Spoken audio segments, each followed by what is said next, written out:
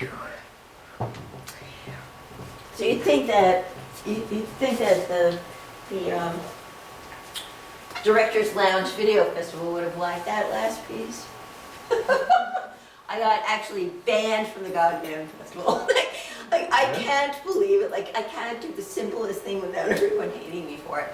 That's when I walked over to the Bowden Alley Film Festival and said, hey, I have something. I never, I just knew that there was another film festival recently, and I mean, nearby, and they took me in, and I never looked back. Like, I don't know how I get the negative reactions I get sometimes from, you know, the authorities, you know, but I'm used to it. So, Alice, I want to say, like, super. No, just I know Barbara already for at least, I think, maybe 17 years at least, I guess. So I have to tell that what is really interesting, but it's that she's always in action, and well, this is sure. This is we artists. We always have our life mostly also documented, put it in some sort of the shape, and after projecting and after talking it.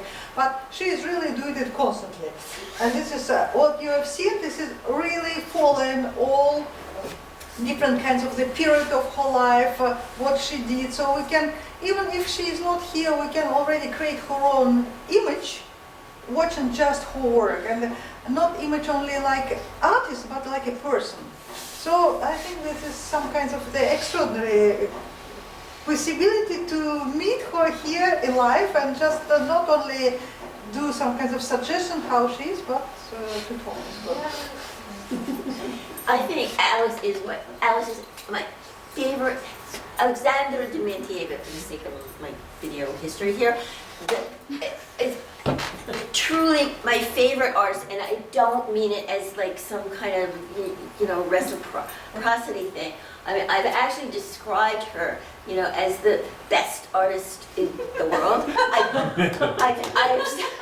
I have stayed with her under various circumstances. This is now, what, the 4th time or something? In the Cité des Artistes in Paris, and then twice here. It's the 3rd time here, but then I stayed with some of her friends to various degrees of unsuccessfulness in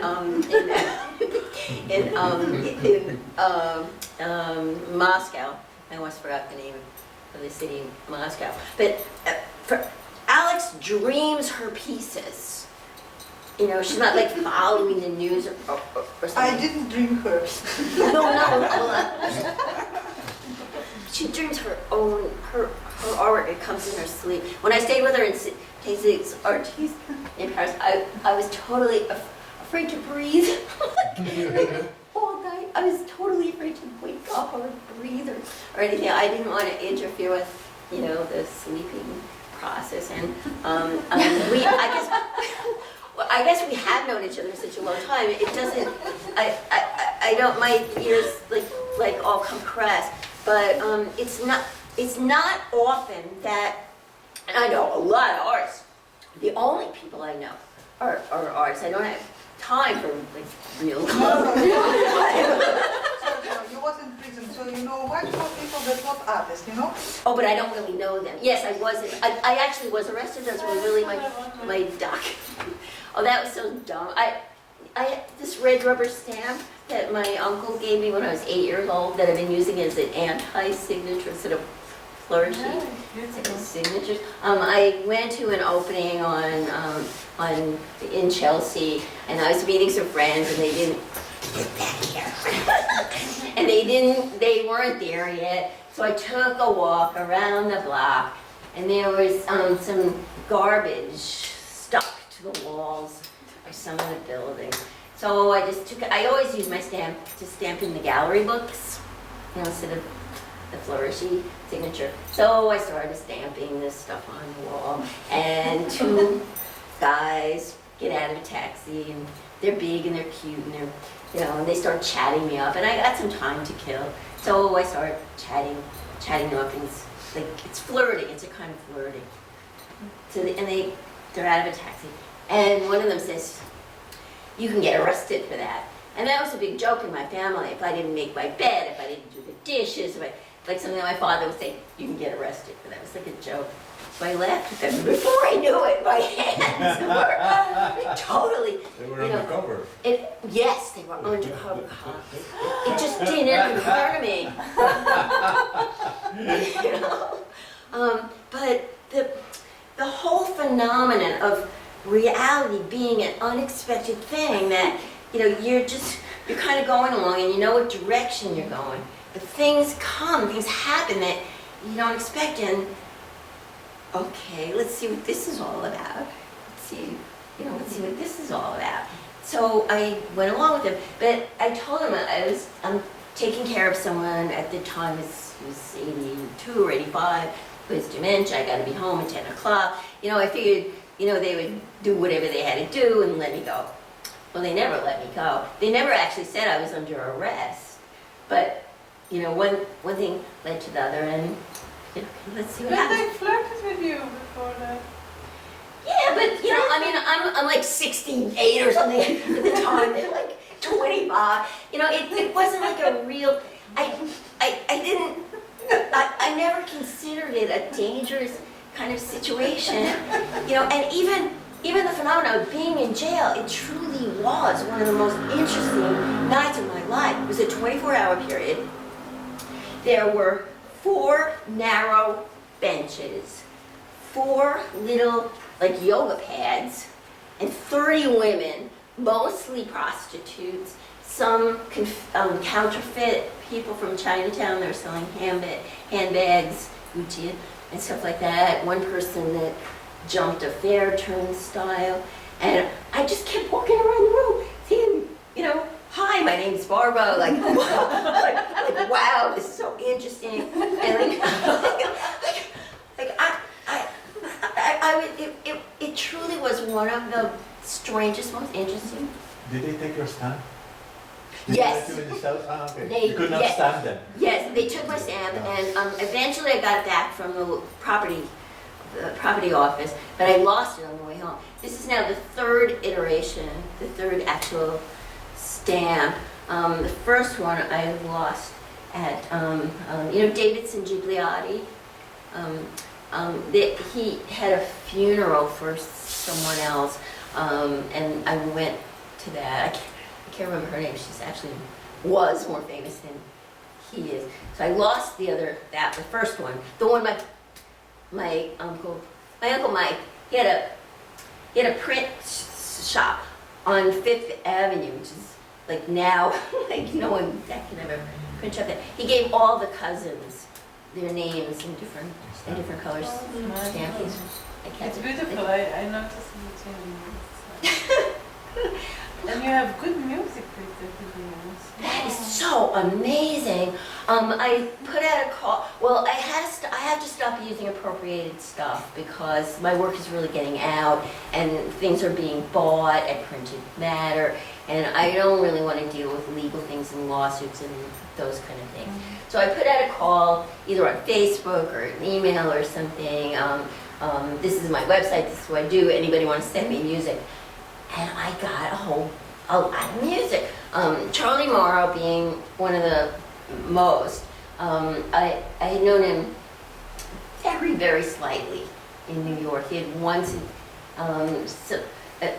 my brother was an architect, and he had an architect friend who told Charlie Morrow to look at my work. Like, so once Charlie had invited me to his studio, like I don't know, 1975 or like something like a long time ago. But he sent me a lot of that music, and Matthew Lee Knowles from London sent me a lot, and I have to get permission when I get people's music to chop it up any way I want. I can't, if someone wants me to use their music whole, it might be possible. I have to replace the postcards, the musical postcards. There's a couple of things. Where's this artistic license? Mm-hmm. You know, I mean, this is a joke. You know, so I have to, you know. And there's one photo of the jail that I had to take off the web.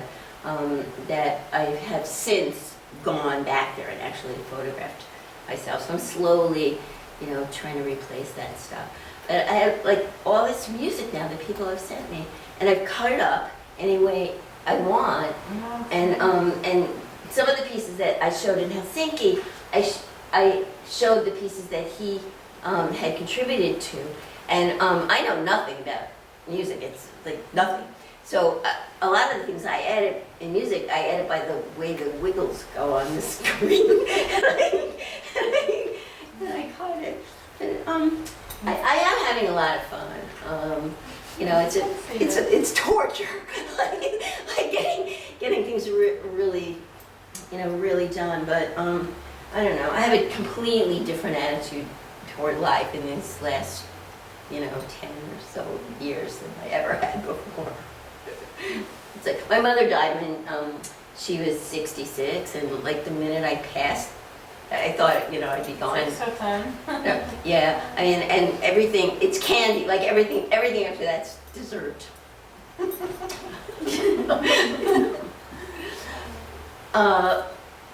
Anything else, or can we eat some more? Thank you very much. Oh, you're welcome. Thanks for the dessert.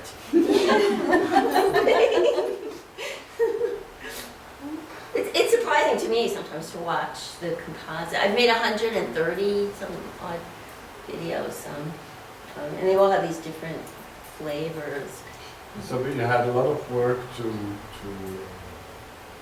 make them actual again, because it's a lot of old media that you use, VHS, and so you have to redo them, or because most of them have different versions. Yeah, Huh?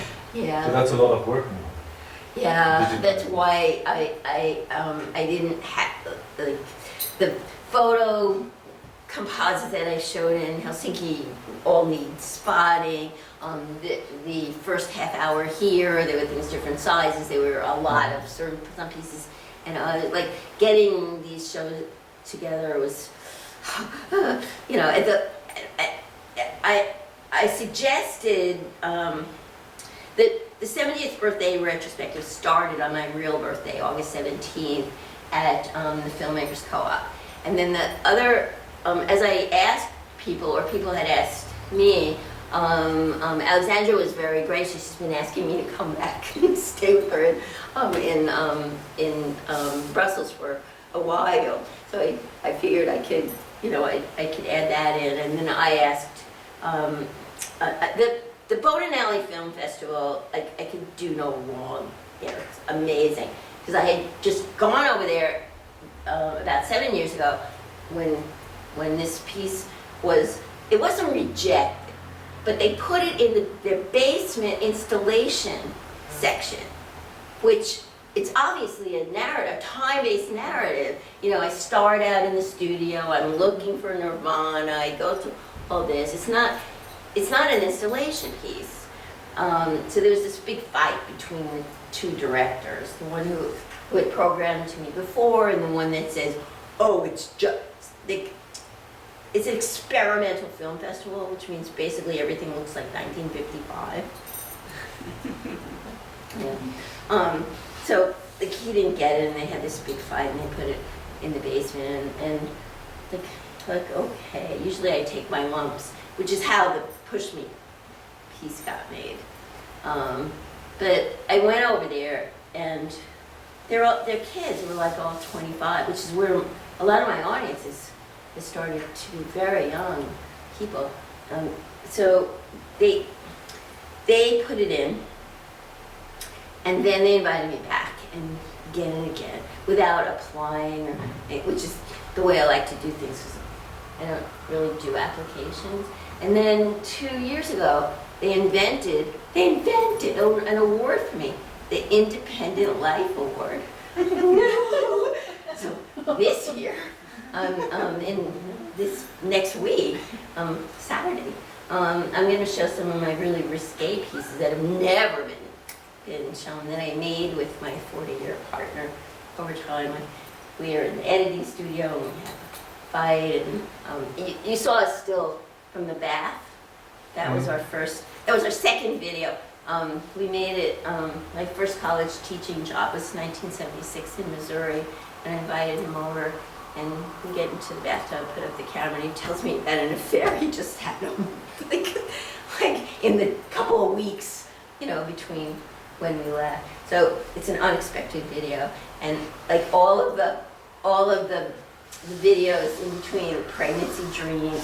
Like, so it starts 76. The first one is the haircut. When his name is Bill Creston. He was one of the first 5 video artists in the world, and he, in those days, half-inch open reel, you actually twisted the for pre-roll. You physically twisted the reels back, and then you started it, and you had to time it. So he taught me how to do that, and those were those tapes, and the 2. And then the next one, 1979, I was pregnant, you know, we made that, and then I think that, and then around 1990 we did the editing studio one, and but I've never shown those pieces. I have shown Pregnancy Dreams to really bad response at the Brooklyn Arts and Cultural Center. I was explaining that earlier.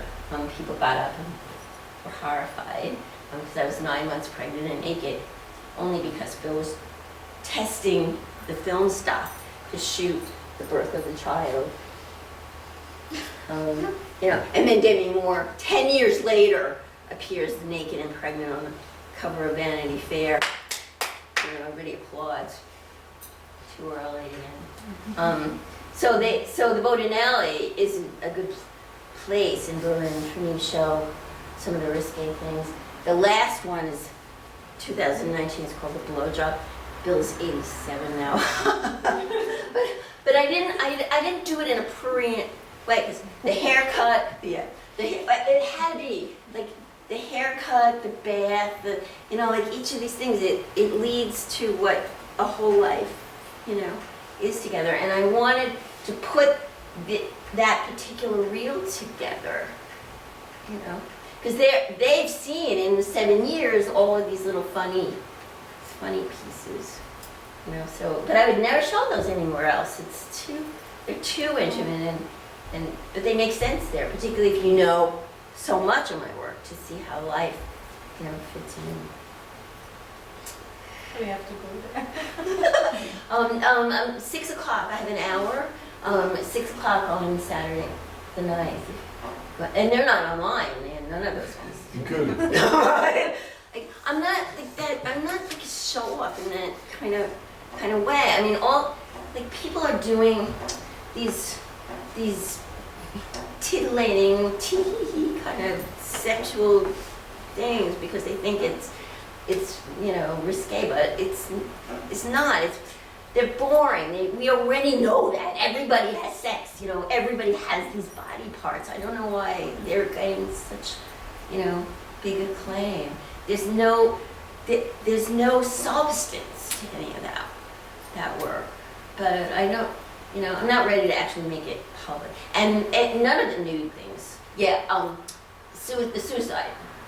But it's not really nude. You just sort of know that I'm naked in the bathtub. Maybe there's a nipple, maybe a little bit, but it's not about that. I don't show the naked things with the children, and I show them, you know, in a situation like this, but they're not online. I don't want to be known for those type of investigations. My work is really about the entirety of life, and when you understand, like how the monkey thing, like how much does the monkey count? Well, you know what that really means. It means how much are we primates? How much are we animals? How much are we about the essence of ourselves as human beings? You know, it's a joke, 1, 2, 3, 4, 5, but the depth of it isn't a joke.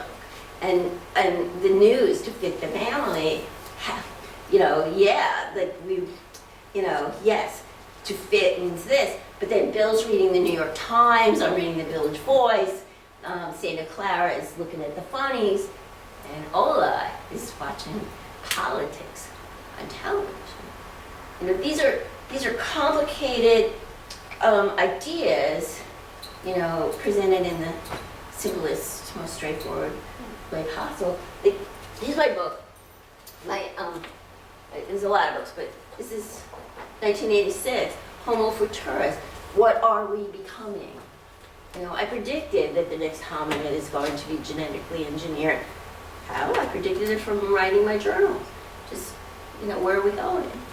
That's what the work is all about. You know, nonsense conversation. Do we understand each other even though we haven't the slightest idea what we're saying? Yes. You know. Ola went on to become a child actress for a while, and then she met a farm boy in London, and they have an organic farm, and 2 children, two grandchildren. Yeah. So, but American denomination, I think you forgot one.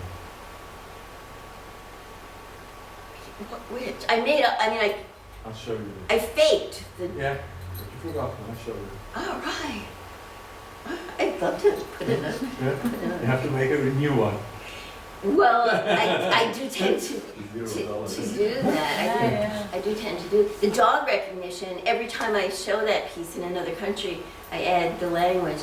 And you know the way they pop up differently on the screen, and like sometimes they're faster and sometimes they're bigger, and so all that happened somewhat by accident. There's often a little data. I put on Twitter yesterday. Into each artwork, a little dada must fall, which is from an American expression. Into each life, a little rain must fall. So you think something bad is going to happen, but it's the dada. That happened accidentally, as I was trying to make things not too long, not too short, even them out. I didn't want the piece to go on forever.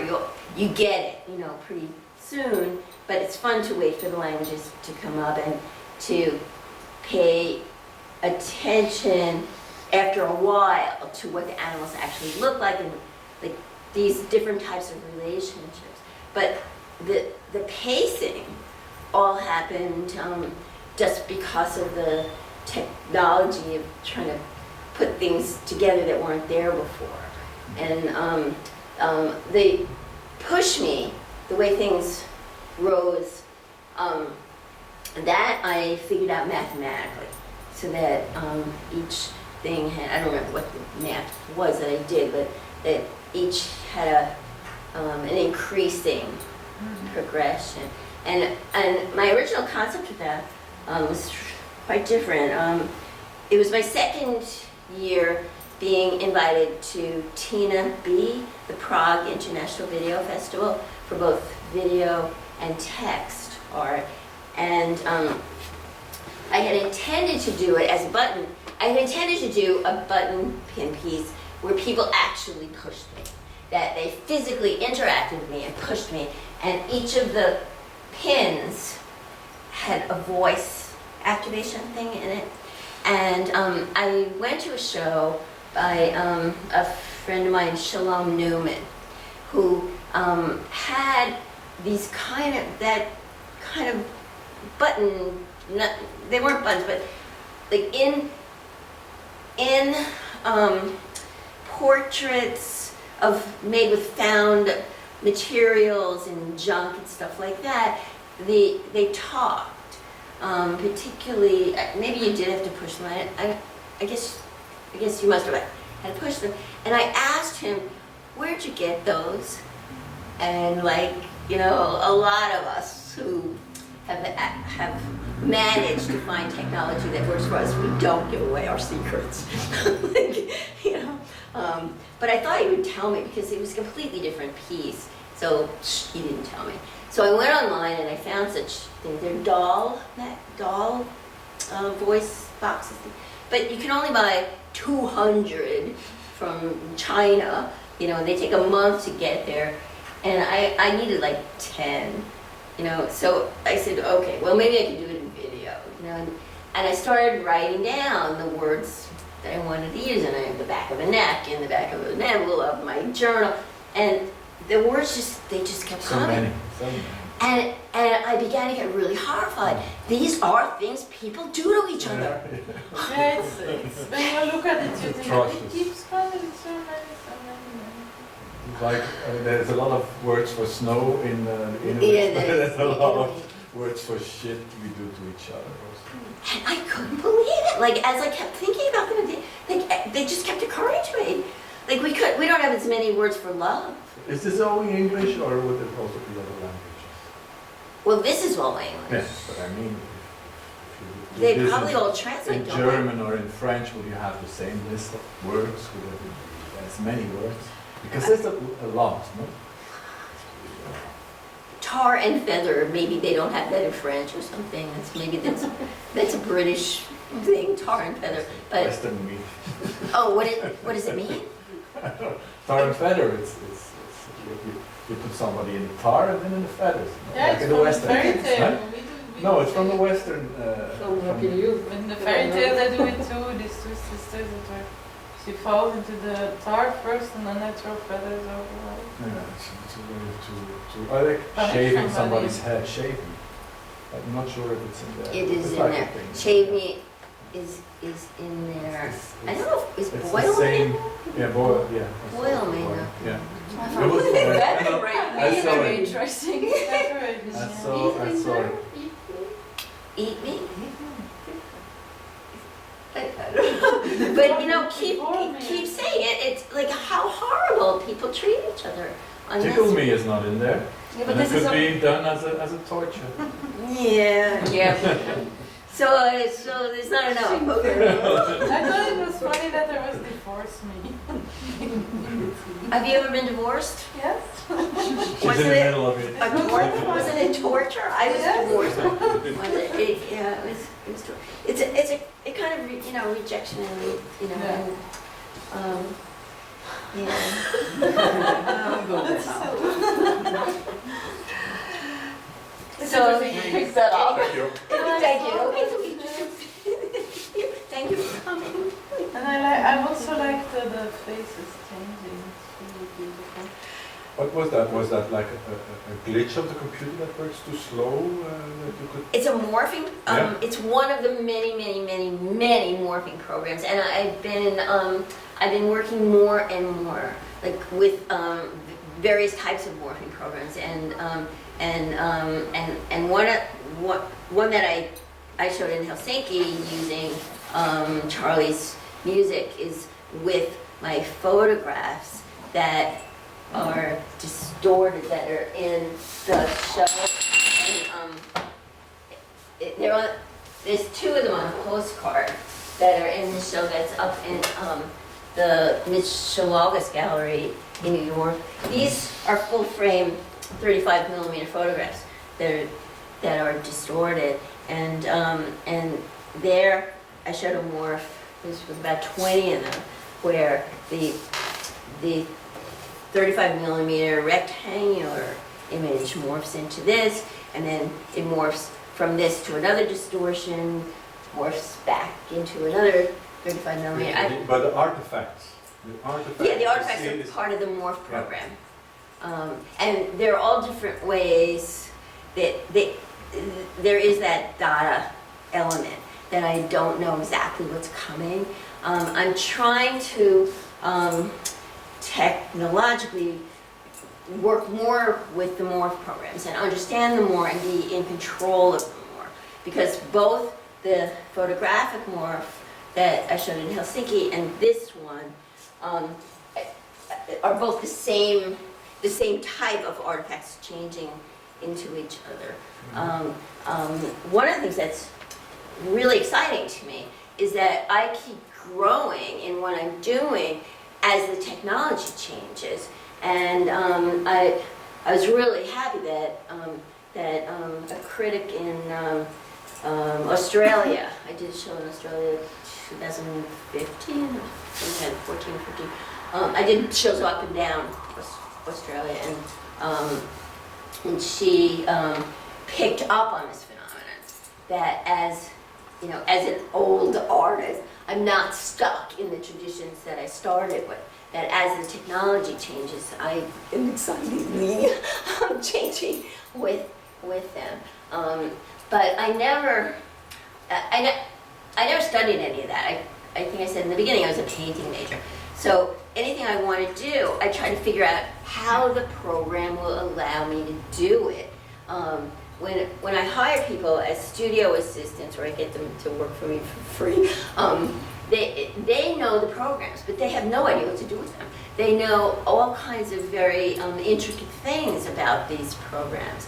I know nothing really about them. I just say, okay, I want to do this, what program produce, and I figure out how to make it do what I want to do. But I'm trying more at this point to get better at the morphing, because I'm so involved in time changing and how time affects our sensibilities and our understanding of the present and expectation and reality. I'm writing about this all the time. I've had enormous mental illness problems from teenage and into my 50s, and I totally not want to be there anymore from 60 on.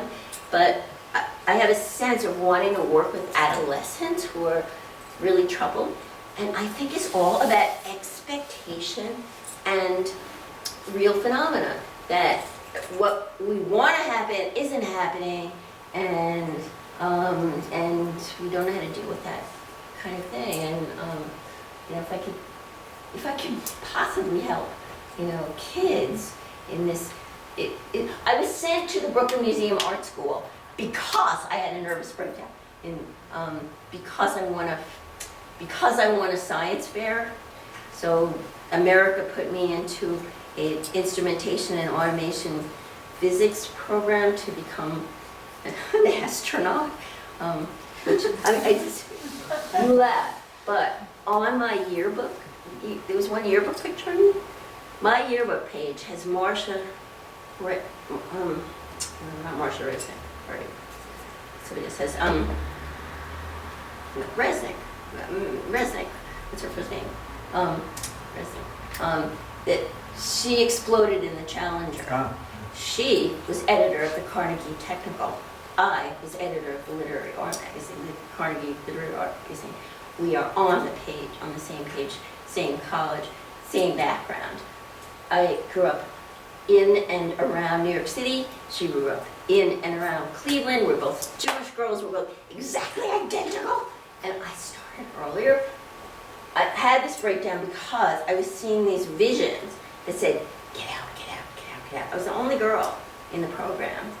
We had to sit. It was run by the Army. We sat in alphabetical order. Reese and Ross, you know, pulled my hair. I mean, it was horrible.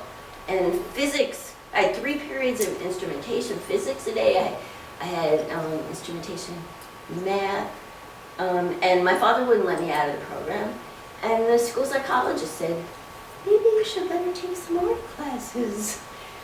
Well, the rest is history.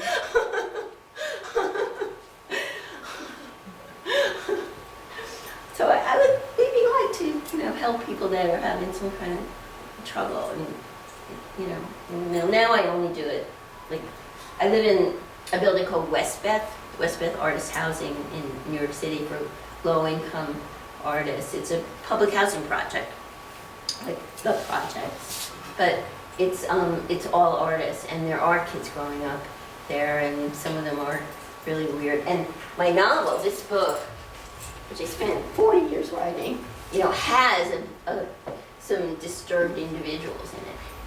And a mother-daughter duo in particular, and I have that kind of focus, this, you know, adolescent psychology kind of focus. But I think it's all about what we expect to happen, which doesn't happen, you know, and then, you know, how to deal with these things that come in from the outside. What's fields, big fields. It's more to the bar. That's lore. That's lore. It's good.